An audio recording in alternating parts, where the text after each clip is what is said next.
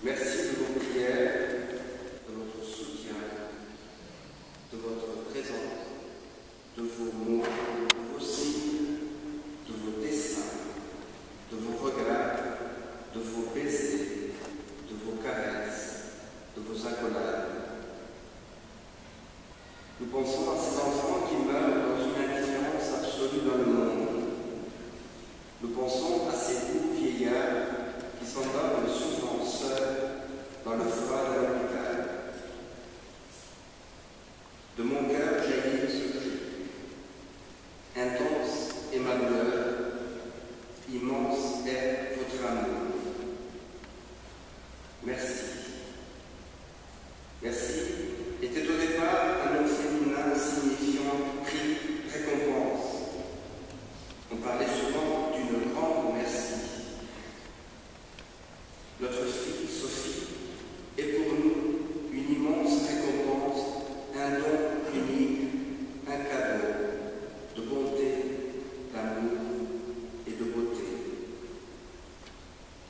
Si le devoir des parents chrétiens est de conduire leurs enfants vers le ciel, alors notre tâche est accomplie et nous pouvons nous endormir ce soir en paix.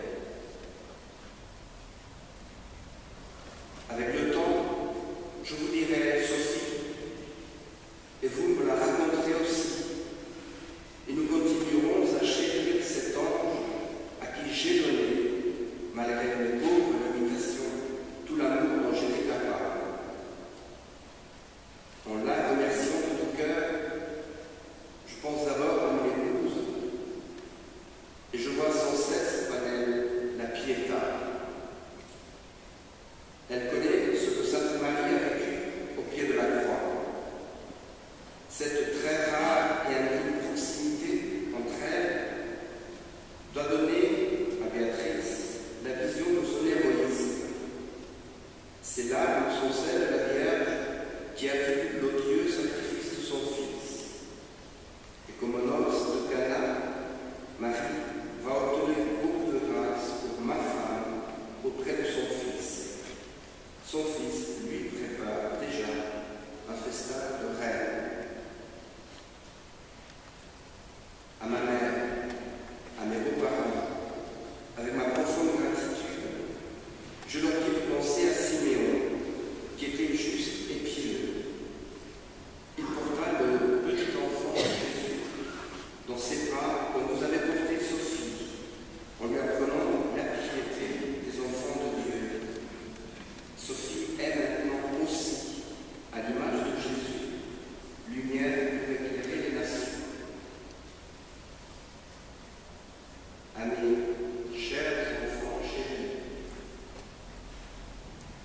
ces grands dons de Dieu, je leur dis de penser aux apôtres rassemblés dans la terreur et dans la tristesse du soir de Pâques au Cénacle. Ils pleuraient le Christ, leur frère. Et il vint au milieu d'eux et leur donna l'Esprit Saint. Sophie est marquée du signe de l'Esprit et demeure à jamais près de vous. Ce même Esprit vous poussera aux confins de la terre pour aimer les hommes et servir la justice. Sur ces routes, vous trouverez des hommes et des femmes avec qui vos liens seront aussi forts que ceux du sang. Aux amis et cousins de Sophie, qui ont partagé tant d'affection avec elle, je leur dis de penser à Saint Étienne.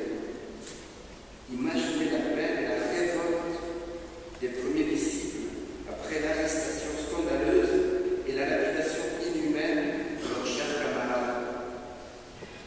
Vous êtes vous aussi envahis par ce sentiment d'injustice.